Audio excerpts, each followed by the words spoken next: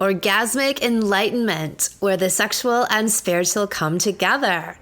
I'm Kim Anami, and I'm a holistic sex and relationship coach and a vaginal weightlifter. In this show, we explore all things intimate. I believe that our sexual energy is life force, creative energy, and we can use it to shape our worlds, strengthen our relationships, and self-actualize.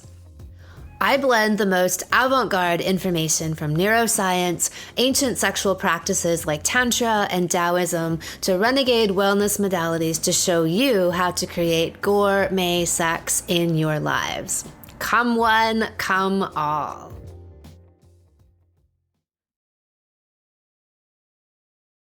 Create your dream life with your vagina. I often say that my vagina created my life. Me learning how to tap into the power of my sexual procreative energy and using that to birth my life and projects with. That is what this energy is for. It is a channel that we are all given and have constant access to. But most people are too fucked up around all things sexual. They have bought into the cultural and religious programming, and they are terrified of their sexuality and its power. They have associated it with something shameful and taboo that they never ought to go near, or at least never go deeply, soulfully into. Or they have trauma associated with it, and that also keeps them away. So they skim the surface, having superficial sexual encounters, and they just don't get what the big deal is about sex. Or they might even disparage it. They have this magical golden resource literally at their fingertips that they never actually get to touch. A huge part of my work is, yes, showing people how to have more pleasure sexually, but if they don't want to have this, if they aren't inspired to, then they just won't go there, no matter how many amazing techniques they have. So then I try and show them this other dimension of their sexual energy, how it is a creative portal. How you are literally able to tune into the creative energy of the universe, its full reproductive power, and channel that source right into your life. It is the ultimate manifestation tool. It's the only one, really. In his famous 1927 book on how to create your reality, Think and Grow Rich, Napoleon Hill talks about the concept of sex transmutation. What he says in the book is that of all the mega successful people he's come across in his lifetime, there was not a single one who wasn't aware of and didn't utilize the power of their sexual energy to create their worlds and their empires. It's the secret that even the book The Secret didn't dare touch. Most people don't, except in Anami land. We dare to touch it all over. Being able to use this energy as it's meant to be used means that you have to clear any kind of impediments you have to connecting with it. In Anami land, we call this clearing your blocks. Any of your beliefs, hang-ups, traumas, anything that stands in the way of you fully inhabiting your sexual self has to be removed. The walls separating you from this pure and primal energy source have to come down. Once you do that, this flow becomes unstoppable. You become unstoppable because you're now harmonized with the life force energy of the universe. The other major theme we talk about in this episode is the power of surrender. And what we mean when we talk about women magnetizing things to them by being in their feminine. This can sound rather ephemeral and trite, so we break it down through Ondrea's own journey of how it feels to transition from hustle to flow, and to go from thinking that the feminine is weak and ineffectual to really learning how to tap into this energy and using it as a manifesting tool. This is something you can do solo. You do not need a partner to get there. Will you go farther with a partner? Yes, but only if they are fully on board. If they are passionate about growing and participating in the evolution of themselves and your relationship, then all systems go. But if you have someone who is reticent and they need constant coaxing and convincing, you're better off on your own, doing your own work and play and up leveling so that you can attract a higher caliber match. In this episode, our well fucked all star Ondrea goes through the entire salon single and has incredible healing and breakthroughs. Well fucked all stars! Ondrea, so great to see you. You too, Kim. It's good to So, be back. Ondrea, yes, Andrea had the distinct honor of winning the Well Fucked Woman of the Year award. We have these contests that we run in the salons, and she got the honorary induction into the Well Fucked Woman Hall of Fame this year. So, pretty excited to have you here. Thank you so much. It is truly an honor. So, tell me about some of the primary changes that you saw through the salon in your life and your body connecting through this work. Okay, so a friend of mine sent me your podcast like a year and a half ago, and I started listening, and I was just like, this is really irritating. I don't know, like, and I kind of I listened to one episode, and I was like, it's not my shit. So I stopped listening. And then like a week later, I found myself like curious, like, well, maybe I need to listen to another one. So I did, aggravated, even more than the first time, but I kept listening. And I was like, I don't understand. Usually, if I know something's not right for me, it's out. I just am like, no, that's not my thing. But I kept coming back and got more and more agitated. And I finally realized, like, oh, this agitation is because everything that I'm hearing is hitting a spot that I haven't touched yet. And it's basically my feminine energy, like inside rattling the cage, like, let me the fuck out of here. And and that's when I was like, oh my God, of all of the things that I've done in my life, I've done ayahuasca, I've done, studied Buddhism, I did Vipassana meditation, I did the 12 steps of Alcoholics Anonymous. I got into a really deep meditation process and practice. And I even went to the Academy of Intuition Medicine and got a master's certificate in intuition medicine because I was trying to figure out what the discord was, what I was missing, because I did not feel connected. I didn't feel connected to myself. I didn't know how to surrender. I didn't know how to be free. And then it hit me that my sexuality is the one place I haven't gone. Mm. And I immediately looked to see how much Well Fucked Woman course costed. And I was like, nope, excuse classic, too much, too much money for me. And then I kept getting emails because I signed up, of course, for your updates. And I I was walking the house.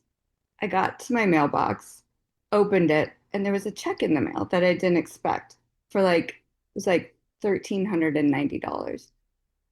I had sold a couple paintings, and the woman that was showing my work had sent me a check.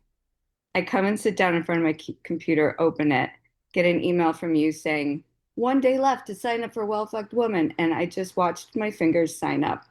And that check went directly into this. And I closed my computer. I'm like, well, I guess I'm doing this. And so then I was. But I entered with a very diligent vibrator practice. Like it was like not sensual. It was like I'm gonna jackhammer myself into feeling good, which is how I drank, which is how I did everything, right? Like I want to feel different. So I don't know any other way. I'm not connected to myself. So I bought your dildo before I even signed up for the class Anahata. And so I would have that and my vibrator and like slathered in lube just to have an orgasm. Like that was the goal. Like I have to have orgasms. Whatever's in between, I didn't understand. I just had to go straight there. And once I started the course, and that's how I live my life. How you show up in bed, how you show up with your vagina is how you're going to show up in life. That's how I showed up in yoga. That's how I showed up in everything. It's like I'm going to jackhammer my way through this because I don't trust that anything will be provided for me. So I Yeah. have to make it happen. I have to take it. I have to force it. And I wanted to be masculine.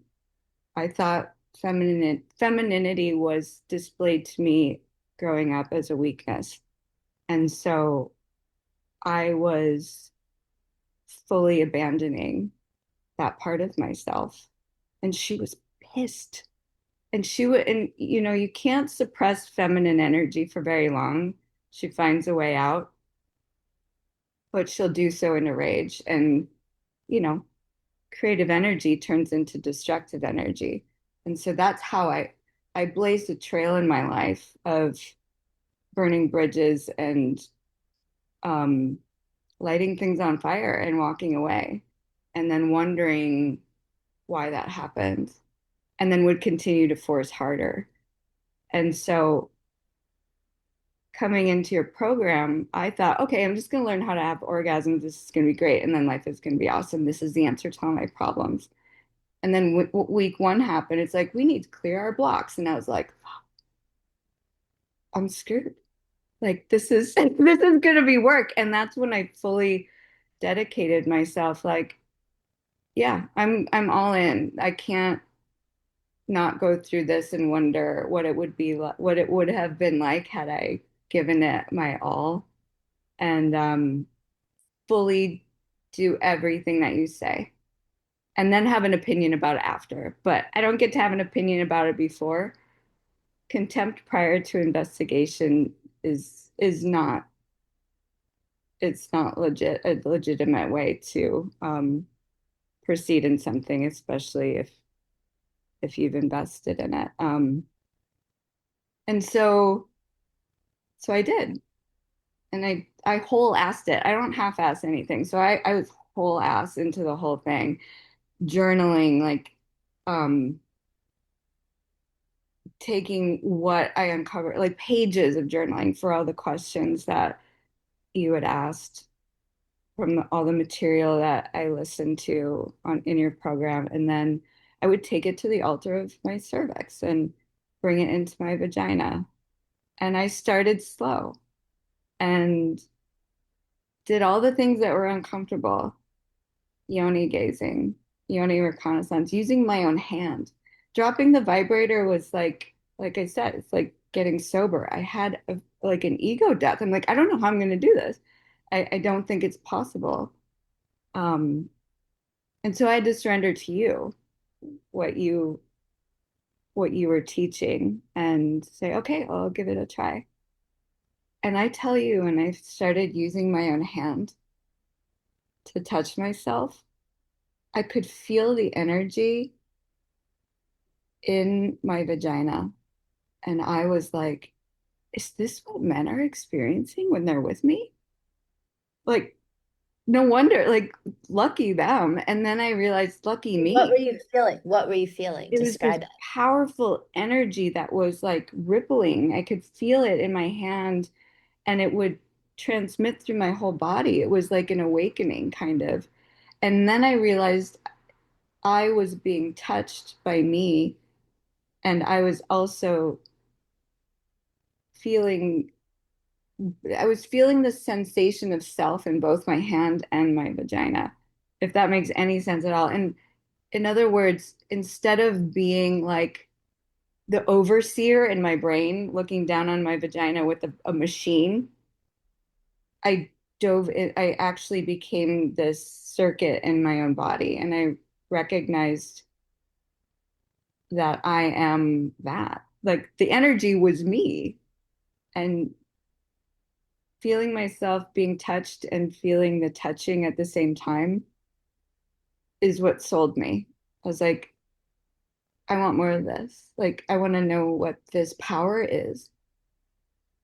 I mean, I think that's the issue. One of the big issues with the vibrator is it keeps women out of their vaginas, right? They're told that the pleasure is here on this button externally, and they're really and then if they're told that that's the only kind of orgasm they can have, there's Right, not much reason for them to go inside the vagina. They might do it when they have sex with a man and may or may not have pleasure. Maybe they have their clitoris rubbed incidentally in the moment, but they're really never getting exposed to the deeper riches inside the vagina. And I right, think that step of self-reconnaissance and using our hands, and I always say, like, getting to know every nook and cranny of your vagina, like getting to know yourself so intimately that that level of self-awareness, truly know thyself, is what helps to unlock all of this, right? Because there's nowhere that you won't go in that right. microcosm of your universal yoni. Yeah. And as I went deeper into that galaxy, into my vagina, like it was like gates would open for me. And I'd go deeper into another gate until I finally got to this point where I'd entered this galaxy that was inside of me, that was the universe. And am familiar with that, what that space is like through meditation that I've done. And but I didn't know where I was actually going that whole time was inside myself. Like I would try to leave my body all the time. Like, oh, I need to get there. And this was such a shock to me that it was, you hear it all the time in like Buddhism and stuff, like go inward, it's all there. And I was like, intellectually, I get that, but I didn't ever experience that. And it was through my vagina that I finally experienced that. Like, holy shit, there's a whole galaxy up here. And every time it's a different experience. It's a different nebula that I visit with more information that turns into wisdom. Or I find things in there like, oh, there's the next boyfriend, and I just kind of you see him like fly past. And then and this is all while I'm in there, right? So it has become my meditation. It has become a devotion. So tell me more about the notion of surrender, because you talked about with me before, like having a more, we might call it masculine way, like jackhammering. You used that phrase, Oh jackhammering yeah. way through things, and then not trusting that things will be provided for you. And so, how did you? Or even the idea of, and I grew up with this as well, like femininity being a weakness. Like I'll never be able Mm. to achieve anything with feminine energy. Like I'll have to learn how to be. And there were actually books talking about that. I remember like reading them. If you want to be successful in the world, in the corporate world or whatever, like you have to take on masculine. You have to learn how to be one of the Yeah. boys. Right. That was the advice. And then I realized, thankfully, quite early on, like even in my early 20s, that or late teens, that wasn't really me. I'd adapted those posturings and those kind of energies because I thought I needed them. But then I realized that wasn't the essence of me and everything shifted. But tell me about your journey with that because that's such that whole theme, I'd say, of hustle versus flow that women are really exploring right now. Like, how do we achieve things and get things done then in the world using this kind of nebulous idea of feminine energy. Like, what does that even mean? What does it look like? How does it work? To me, that always meant sundresses and long hair, and being submissive and being polite, being very lady, being a lady. And to me, that was for the birds. But, and so I entered my adult life immediately going into a masculine way, learning from men how to do things. And I'm an artist, so the most like feminine energy is necessary to create. And I was trying to wrangle it instead of allow it to show me what art was. So I started working at a video game company with 300 men. I was one of the only women. And I stayed there for 10 years and watched myself try. I wasn't aware at first, and then I became aware like I'm trying to learn from these men how to be in life. And I didn't think it was wrong. And I would hit these burnouts that were, rock bottom burnouts, fatigue, like um just collapse almost, and then needing to like start over almost. And I couldn't figure out why I was burning out all the time. I just thought I need to try harder and hustle harder and compete more. And I was in a company of men who are, I mean, let's be honest, they're nerds who are scared of women. Right. Yeah. So it really drove it home that I should never They be don't even know feminine. how to be men. They don't even know how to No, be not like no, never they can't no, teach you there's how to no be a man if just they don't polarity. know how to be one. There's no polarity. So it really fed that whole thing like, don't be feminine. That's really scary. And I would get feedback all the time. Like anytime I would wear lipstick or something, nobody would talk to me because they were just like, oh my God, women are scary. Overlooked in meetings, and all kinds of stuff. And it wasn't because they were chauvinists, it was because, well, maybe a little bit, but this was different. This was more like a fear of femininity. And I had entered an environment that fed my own fear of being feminine.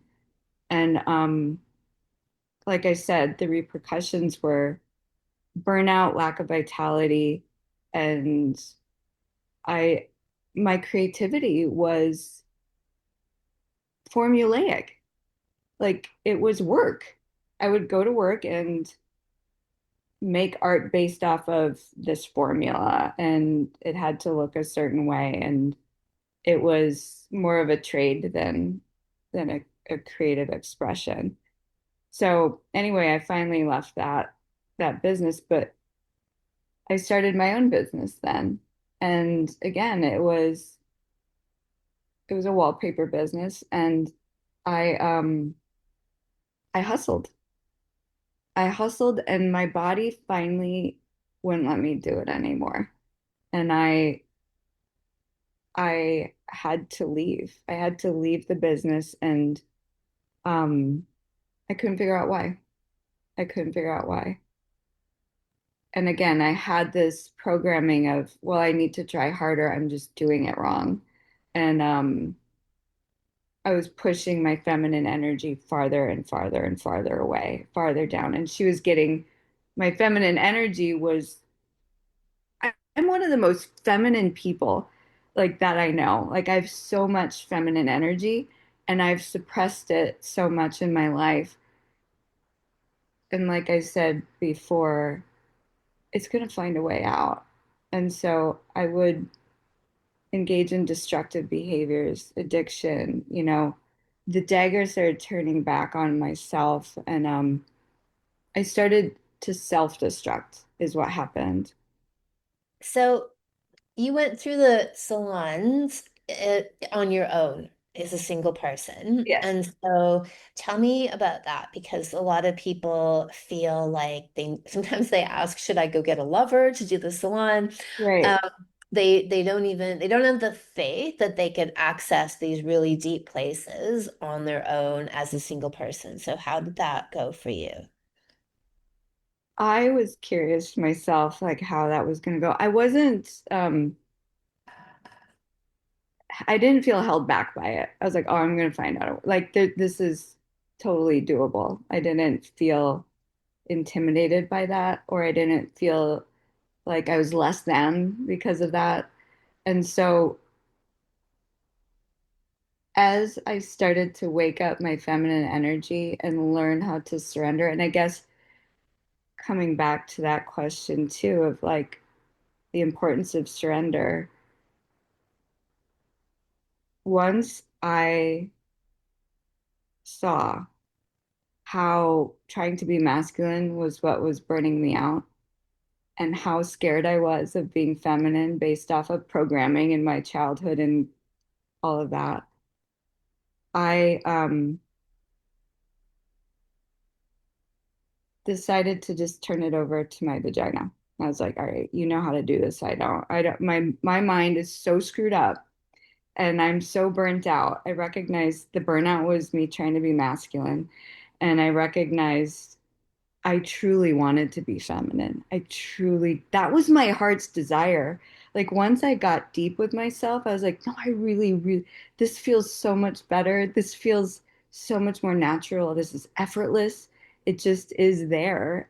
I don't have to like look at anybody else how to do this. It's in my like coding. And so I turned it over to my vagina and I was like, just show me how to do this because I don't.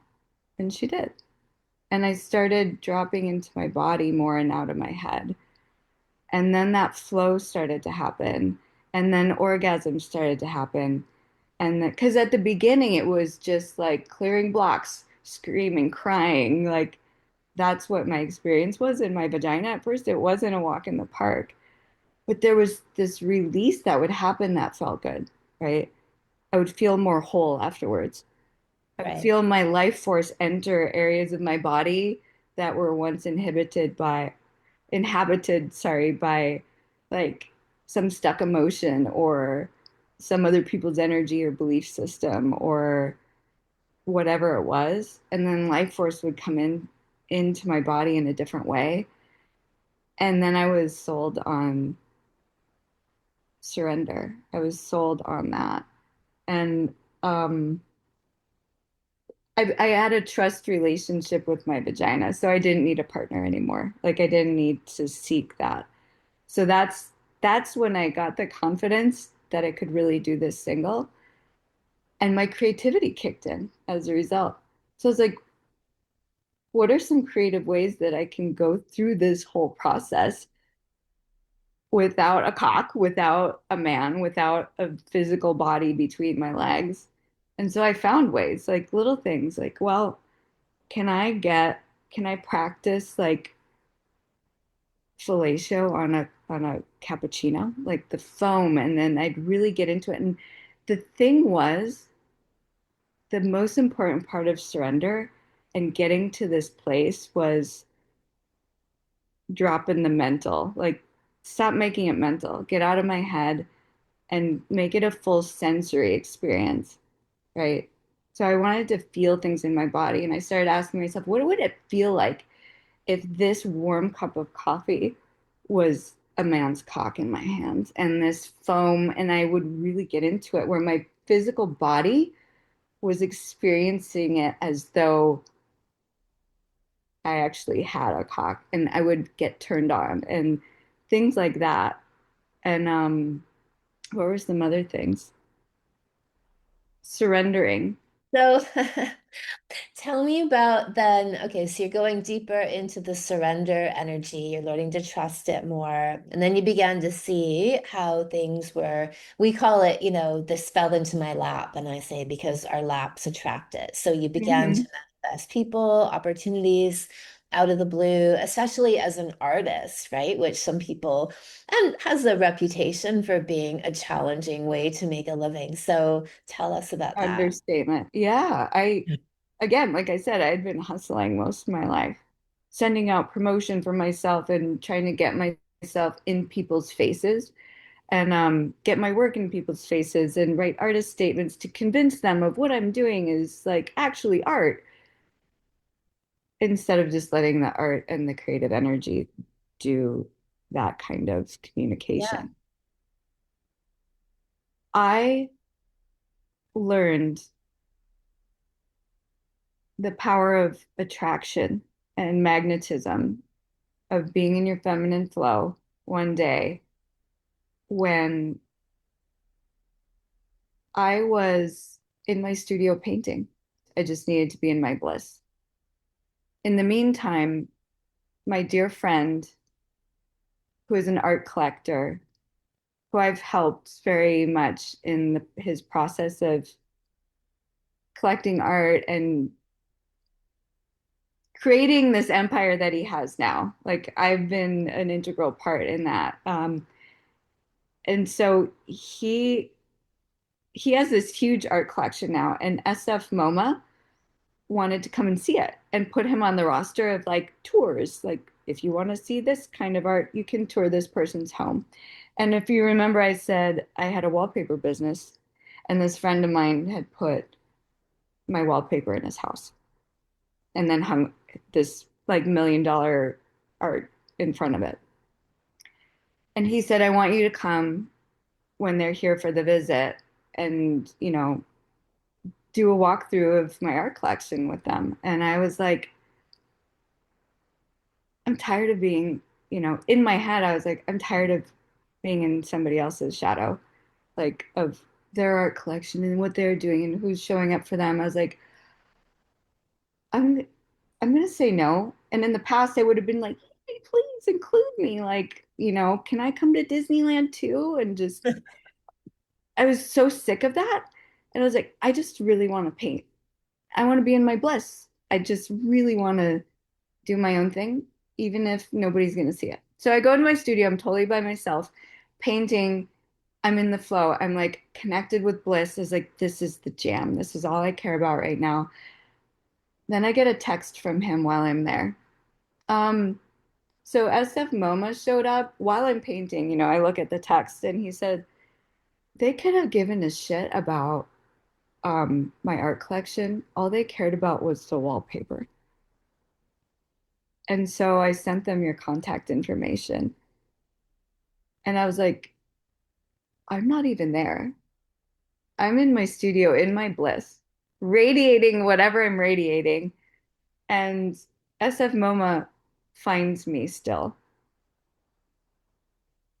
It was like I was a tractor beam. And so they reach out to me. They asked me to create a wallpaper for them for their upcoming Matisse exhibit. They never met me. I didn't have to give a spiel. I didn't have to hustle. I was just in my bliss. And the importance of bliss is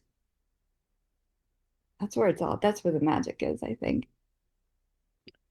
I love that story, and that so beautifully exemplifies that idea. Like you said, you're in your bliss, and that energy is getting broadcast and radiated out into the Totally. world.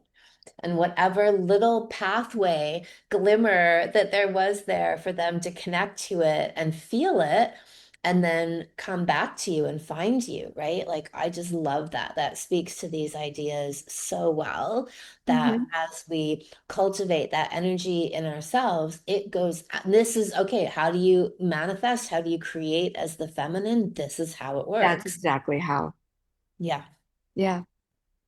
And whatever that is, and the creativity for me is I've expanded as an artist into a more self-realization every day of what that means. Forever, I was like, it means you produce art and then you show it to people and they buy it and then you're an artist.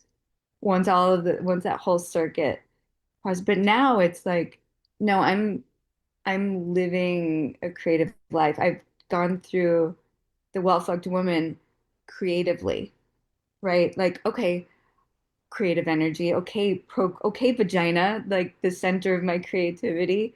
Like, how do I do this without a partner? And it wasn't, again, mental. It was inspiration. Like something inspiring would just come up, like, I'm gonna wear this today, or drink my coffee like this. And it's it's an all day lifestyle, right? Of being a well-fucked woman.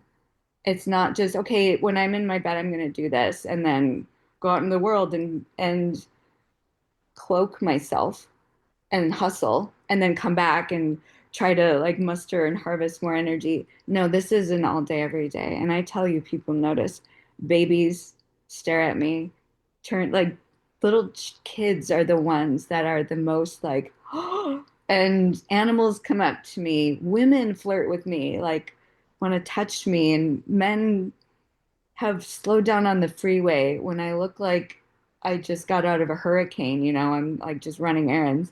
And they slow down and say, "You're beautiful." And it's just fun. It's life becomes flirtatious, and then I can feel life flirting with me. Like these opportunities come up. Things show up for me that I'm thinking about, and all of a sudden it's in front of me. It could be something as simple as the lunch that I wanted to eat, or the project with SF MoMA that I didn't even know that I wanted, right? And that's the beauty of it is it's blowing me open wider than what my limitations are. And that's what surrender means to me is like, what's beyond this boundary of my skin that I think I am? Like, show me more. Show me what I'm not. Blow my ceiling off. And going into this connection with my vagina physically, having a sensory experience is what's doing it. It's incredible. I love that expression and command to the universe, blow my ceiling, right? Because ultimate level of surrender is giving it all, like trusting on some level that the universe or divine intelligence or our higher self knows better, the soul self, right? That we, if we can are willing to give that all up and throw it all into the alchemical cauldron, that we will be burnt away and like the phoenix rise up into a newer, better version of who we are. And to me, that is the most beautiful thing about this work is that it's the ultimate tool of transformation and rebirth if we learn how to do this. Absolutely. And it's all inside of us, right? So tell me more. We talk about one of the hallmarks when I know that somebody's made it through the other side of being well fucked is that that's when they don't give a fuck anymore. They become immune to other people's advice, other people's opinions. We talked about this idea like knowledge is power, but knowledge, like there's ways of acquiring that knowledge, like book reading or listening to experts versus finding it from within, right? And you'd made this comment like your vagina is your physician, your altar, your guru, right? So speak to me about that, the inner sourcing, but then the also not giving a fuck because all your fucks are given to yourself. Exactly. So that was my life. Like I didn't trust myself ever. I didn't, and it was because I pushed that inner wisdom down in the feminine energy. Like nope, this is dangerous actually. Like I proved to myself that feminine energy was weak and also dangerous, right? So So thinking takes over feeling, so right? I Push went feeling aside all and go with mental, thinking. Yeah. all mental. And this has been the hardest part for me in this process. And I'm not perfect yet by any means. I just cracked the door open.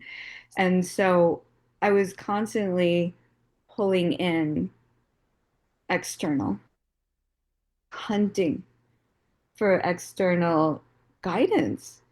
And along with that comes really caring what other people think. Okay, so if I'm depending on other people for advice, then I'm also depending on them for feedback of how I'm doing and do I look okay? Oh, did I say the wrong thing? Um, and as an artist, that's like suicide. And so I've been in that space of like wanting to die because I'm like, how do I make art that pleases everybody? You can't. It's impossible. And I would literally curse at my spirit and be like, why the fuck did you choose this life for me? Because I can't win. Right. And I was angry at God. I was angry at my own spirit for not showing me how to do this. And so I really cared what everybody thought. And and when you do that long enough, you replace parts of yourself. I replaced parts of myself energetically with other people's energy. So I'm like filling my body, right, with other people's energy, other people's ideas, other people's beliefs, other people's expectations. And it's, there's pockets in my body that I can feel are bloated, or it feels like I have a, a boulder on my shoulders, or just not comfortable in my own skin. And I think that's the the red flag that I'm giving too many fucks away, right? It's because my body is uncomfortable. And so once I got connection, started getting connection with my inner being, and it wasn't even slow. All of a sudden, I was just like, I don't want to watch another YouTube video about like somebody predicting my forecast. I don't want to read another book about how to be feminine. I don't want to read another book about like what spirituality is.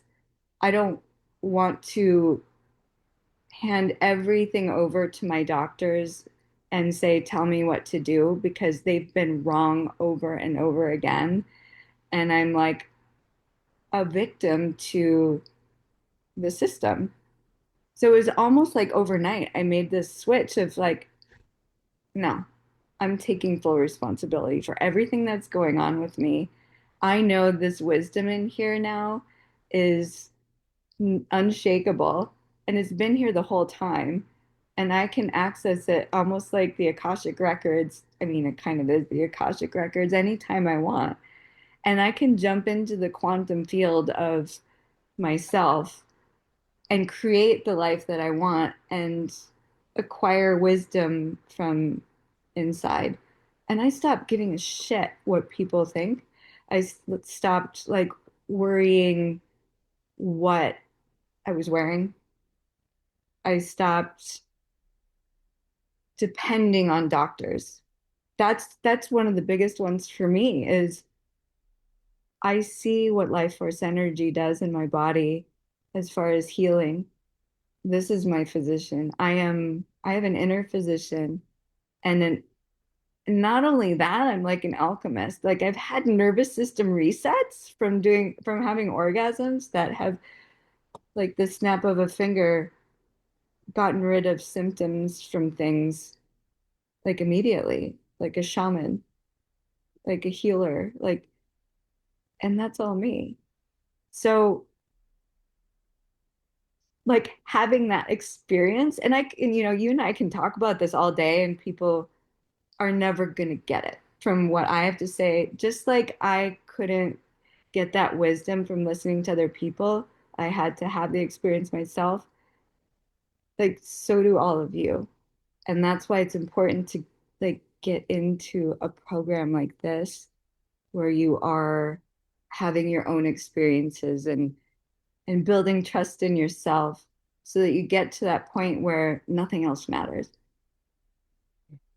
And people, all the people that I was hunting for and trying to attract, as soon as I stopped giving a fuck about them, boom, it's like magnets, right? Then they're all interested in me all of a sudden. Like, what are you doing? Like, oh, what, like, can't stop watching as I walk by, or want me to come over for dinner, or want to come and visit my studio, or hire me for things.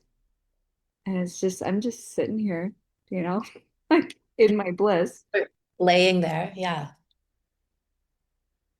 Beautiful. Is there anything else that you'd like to add? Mm, the thing that's coming up for me right now is like, this is fun.